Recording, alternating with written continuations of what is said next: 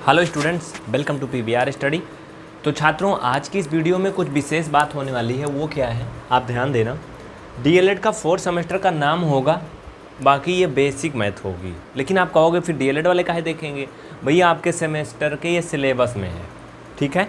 Chapter number आपका second चल रहा था ना, सेकंड नंबर चैप्टर से आपका पूछा जाएगा, ये ज़रूर पूछा जाएगा, देख लेना 1-2 नंबर में, सम और विषम संख्या पर आधारित कुछ ना कुछ क्वेश्चन, है ना भाई। देखो जब सिलेबस ही थोड़ा सा है तो उसी में से आएगा, कहीं बाहर से तो आएगा नहीं।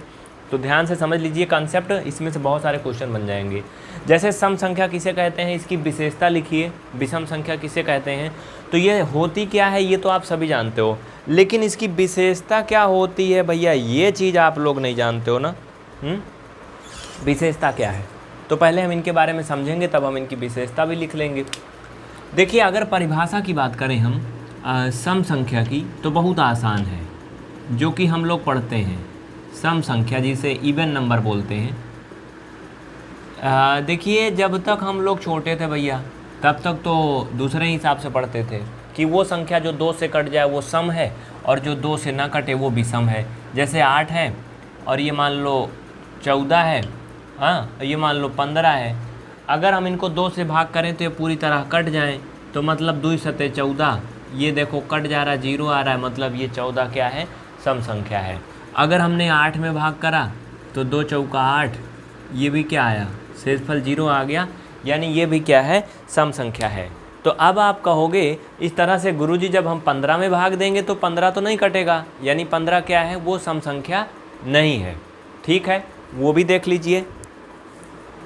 जब आप 15 में भाग करोगे तो क्या होगा भाई, ये देखो 2 सते 14, ये घटाने पर 1 आ गया, मतलब ये पूरा तरह नहीं कटा, यानी 15 क्या है, विषम संख्या है।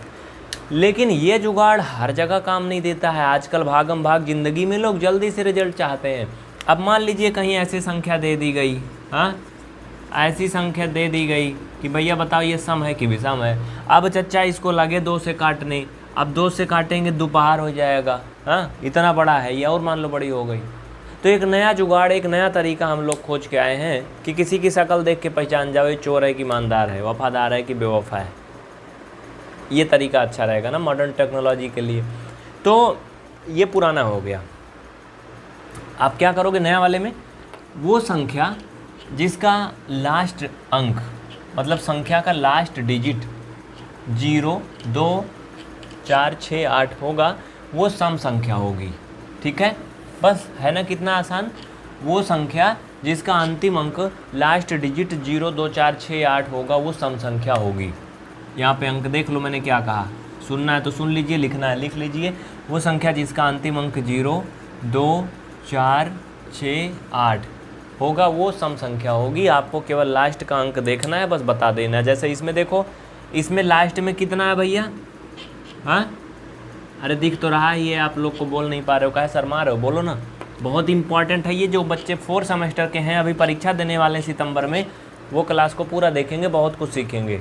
बाद में धन्यवाद बोलना आके वीडियो में, पेपर दे के आना। तो चलो समझो, ये सम संख्या है क्योंकि लास्ट में 0 है। अगर इसमें लास्ट में मैंने कर दिया 3, क्या ये सम संख्या है, बोलो यस या नो। कमेंट जरूर करिए, एक एक बच्चा का मैं कमेंट देख रहा हूँ, लेकिन मैं बोलूँगा तो मैं पढ़ा नहीं पाऊँगा, इसलिए मैं नाम नहीं बोलूँगा किसी का। ठीक है, अब ये सम संख्या नहीं है क्योंकि इसका लास्ट का अंक 3 है। 3 इसमें कहीं मिलता है, नहीं मिलता, हाँ। लेकिन अगर इसमें फिर से 8 कर दिए चच्चा, तो ये क्या हो गई, सम संख्या हो गई, क्योंकि इसमें देखो 8 है, हाँ। अगर इसमें 4 कर दिए तो ये फिर सम संख्या हो गई, क्यों, क्योंकि इसमें भी 4 है। लेकिन अगर इसमें 1 कर दिए तो अब ये इतनी बड़ी संख्या क्या है, सम संख्या नहीं है, क्योंकि इसमें सम संख्या में जो लास्ट का अंक है वो कहीं 1 नहीं होता है। तो समझ गए, ये परिभाषा है। इनकी विशेषता बहुत सारी है सम संख्या की। एक एक का विशेषता देख लें या एक एक का पहले कंप्लीट कर लें भाई। सम विषम में क्या कह रहे हो, विषम का भी बता दें क्या? पहले परिभाषा समझ लीजिए, फिर विशेषता समझेंगे तो आसान रहेगा। विषम संख्या का भी देख लीजिए। देखिए, कहने के लिए बहुत छोटा टॉपिक है, लेकिन जो बच्चे जिनको मैथ्स नहीं आती भैया, उनके लिए बहुत बड़ी बीमारी है ये, हाँ। ये बड़ी सीक्रेट बीमारी है, जो कह भी नहीं पाते, वो किसी से छुपा भी नहीं पाते, हाँ, छुपाया भी नहीं जाता और बताया भी नहीं जाता। देखो इधर समझो, विषम संख्या वो होती है जिसका लास्ट डिजिट 1, 3, 5, 7 और 9 होता है, वो क्या होती है? विषम संख्या होती है। मतलब अंतिम अंक आपको देखना है पीछे से, अगर इसमें से जो मैंने दिया है उन नंबरों में से कोई भी नंबर है तो वो विषम संख्या है। जैसे देखो ये, इसमें से लास्ट में चाहे 1 हो, चाहे 3 हो, चाहे 5 हो, चाहे 7 हो, चाहे 9 हो, कुल मिला के संख्या पद्धति में 10 अंक होते हैं। संख्या पद्धति में नहीं, दशमलव संख्या पद्धति में 10 अंक में से 5 अंक सम के होते हैं, 5 अंक विषम के होते हैं, दोनों पटीदार हैं। इनका जो बंटवारा हुआ था तो आधा सम वाले ले लिया, आधा विषम वाले, क्योंकि संख्या पद्धति में जो दशमलव संख्या पद्धति होती है उसमें 10 अंक होते हैं, 0 से लेकर के 9 तक, बस इन्हीं का खेला होता है, ऊपर नीचे आगे पीछे होके और संख्याएं बनती हैं। तो ये क्या है? ये विषम संख्या, क्योंकि इसका लास्ट का अंक 7 है। ठीक है।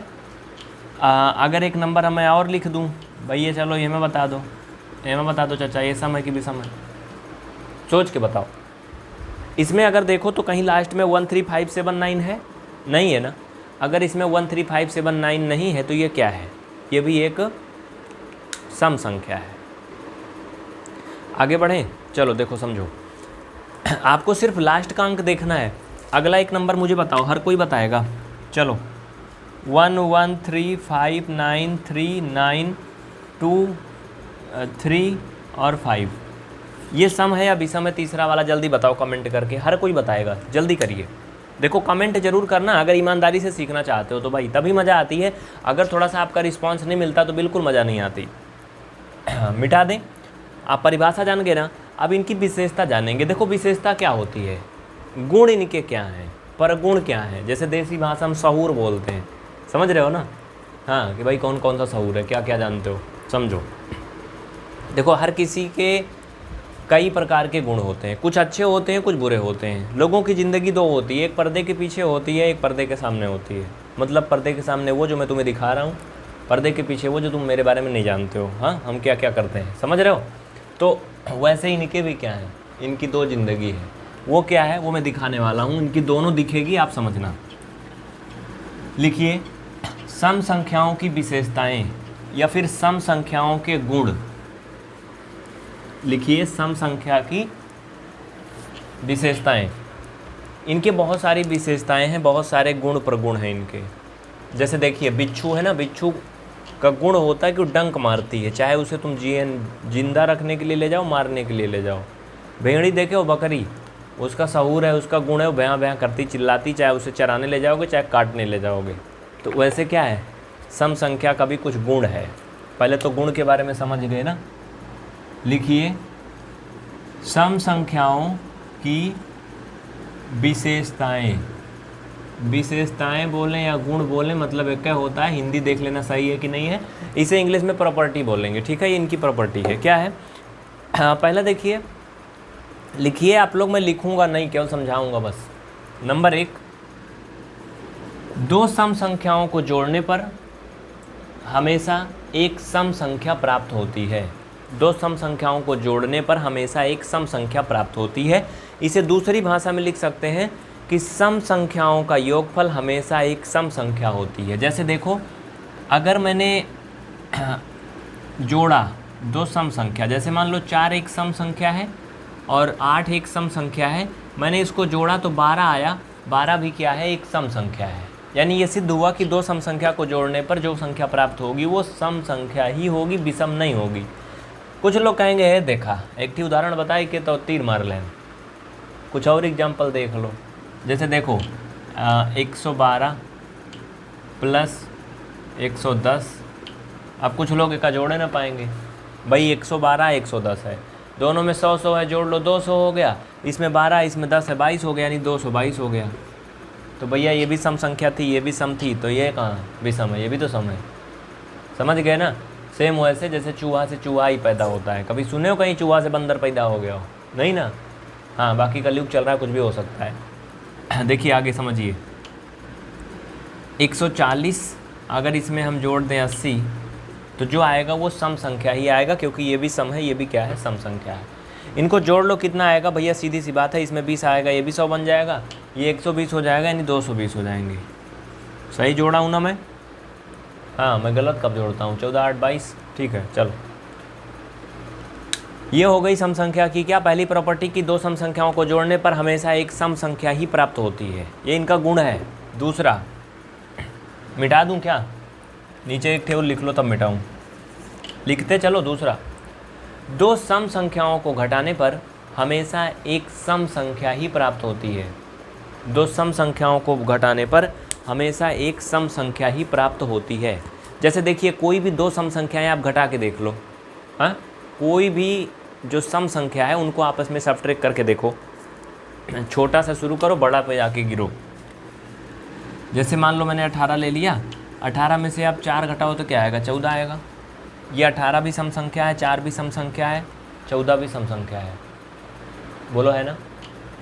अगर मैंने 20 ले लिया, 20 में से अगर मैं 10 घटाऊँ तो क्या आएगा, 10 आएगा। ये भी सम संख्या है, ये भी सम है, और जो आया वो भी सम संख्या है। इस तरह से कोई भी एग्जाम्पल आप ले लीजिए, 180 ले लीजिए, इसमें से आप 100 घटा लो तो भैया ये सभी सम संख्याएं थी, घटाने पर भी सम संख्या ही आई। ये सिद्ध हुआ कि दूसरा भी, कि दो सम संख्याओं को आपस में सब्ट्रैक्ट करने पर, घटाने पर हमेशा सम संख्या ही आती है। तीसरे गुण की तरफ आगे बढ़ेंगे। अगर आपने इसे नहीं लिखा था तो वीडियो को पीछे करके थोड़ा सा लिख लीजिए। और आपसे एक निवेदन होगा कि भैया अगर अच्छे नंबर पाना चाहते हैं तो क्लास को पूरा एंड तक देखना, छोड़ के ना जाना, बिल्कुल पूरा एंड तक देखना, जिससे कि पेपर आपका आ गया खोपड़ी पे और बेहतर से बेहतर कर सकिए। ठीक है, समझ रहे हो ना। आगे देखो, ये अगर आप इसको 2021 के बाद भी देख रहे हैं, 2022-23 में, तब भी ये वीडियो इंपॉर्टेंट है, क्योंकि ये टॉपिक कभी नहीं बदलने वाला कॉन्सेप्ट। सरकार बदल जाएगी, देश बदल जाएगा, तुम्हारा परीक्षा बदल जाएगी, तुम्हारी ज़िंदगी बदल जाएगी, बीबी बच्चे आ जाएंगे, लेकिन इनकी प्रॉपर्टी ना बदलेगी। जिसे बोलते हैं कुत्ता की पूंछ कभी सीधी नहीं होती, हाँ, वैसे ये गुण वही रहेगा इनका। अगला लिखिए, दो सम संख्याओं का गुणा करने पर गुणनफल हमेशा सम संख्या ही प्राप्त होती है। दो सम संख्याओं का गुणा करने पर गुणनफल हमेशा सम संख्या ही प्राप्त होती है। ठीक है, दो सम संख्याओं का गुणा करने पर गुणनफल हमेशा सम संख्या ही प्राप्त होती है। जैसे मान लो एक सम संख्या 4 है, दूसरी सम संख्या 12 है, दोनों सम संख्या है, गुणा करेंगे 48 आएगा, ये भी क्या है, एक सम संख्या है। हाँ, अगर इस प्रॉपर्टी में, इस नियम में कहीं तुम्हें कोई खामी मिल रही, जैसे मैंने कहा कि दो सम संख्या का गुणा करने पर हमेशा सम संख्या ही आती है, अगर तुम्हें लग रहा कि कोई दो सम संख्या है जिसको गुणा करने पर कोई विषम संख्या आ जा रही, तो कमेंट करके बताना। हाँ, इस नियम में संशोधन किया जाएगा, फिर प्रस्ताव भेजा जाएगा, कहाँ भाई गलत बताया है, खोजना अगर ऐसा कुछ होता है तो। चलो, 18 का अगर गुणा करोगे 2 में तो क्या आएगा, 36। ये भी सम संख्या है, ये भी सम है, और ये भी सम संख्या है। इस तरह से आप कोई भी नंबर का गुणा कर लीजिए। 32 का गुणा कर लीजिए 8 में, 8 दूना 16, 6 हासिल 1, 8 3 24, 1 25। ये भी सम संख्या है, ये भी सम संख्या है, इनका गुणनफल भी एक सम संख्या है। तीसरा भी सिद्ध हुआ कि सम संख्याओं का गुणा करने पर हमेशा गुणनफल क्या आता है, सम संख्या ही आती है। ठीक है, तो ये हो गया, बहुत ज़्यादा लिखवाना है नहीं। अगला एक और लिख लो, डी नंबर लिखिए, सम संख्याएं प्राकृतिक पूर्ण और पूर्णांक हो सकती हैं। सम संख्याएं प्राकृतिक पूर्ण और पूर्णांक संख्याएं हो सकती, मतलब समझ रहे हो, यानी जो सम संख्या है वो नेचुरल नंबर भी हो सकती है। हाँ भाई, कोई भी सम संख्या नेचुरल नंबर भी हो सकती है, या वो होल नंबर भी हो सकती है, पूर्ण संख्या भी हो सकती है, या फिर वो पूर्णांक भी हो सकती है, इंटीजर नंबर भी हो सकती है। ठीक है, तो ये आपका सम संख्या का प्रॉपर्टी हो गया। अगला बढ़ते हैं विषम संख्या में। तो भैया विषम संख्या वाला लिख लो बाबू, चलो विषम संख्या में लिख लो। इसमें कौन सा नियम है, इसमें भी मैंने कहीं बहुत कुछ पढ़ा था ना, लिखो जल्दी से। लिखवा दूं कि ना लिखवाऊं भाई? वैसे आप लोग ज़्यादा बड़ी क्लास तो देखते हो नहीं, और मैं लिखवा भी दूं तो कोई मतलब नहीं ना। इसका अगले वीडियो में होगा, ठीक है। देखो डिस्क्रिप्शन में आपको लिंक मिल जाएगी, नहीं तो आप देखो ऊपर आई बटन में भी लिंक दी गई होगी, वहाँ से देख लेना। अगले वीडियो में मिल जाएगा, क्योंकि बहुत ज़्यादा बड़ा वीडियो तो आप लोग देखते नहीं हो, क्लास भाग जाते हो, पता नहीं कहाँ लगी रहती है। हाँ, तो कमेंट करके बताना अगर नेक्स्ट पार्ट चाहते हो तो, जल्दी से कमेंट करना, ठीक है। विषम संख्या वाला भी आपको मिल जाएगा, कमेंट करना, ठीक है, ओके। और हाँ, अगर आप कंप्लीट कोर्स लेना चाहते हैं, डीएलएड की परीक्षा खोपड़ी पे आ गई है, तो आप इस नंबर पर ज्वाइन प्रीमियम लिख करके मैसेज कर दें, मैं बता दे रहा हूँ मैसेज।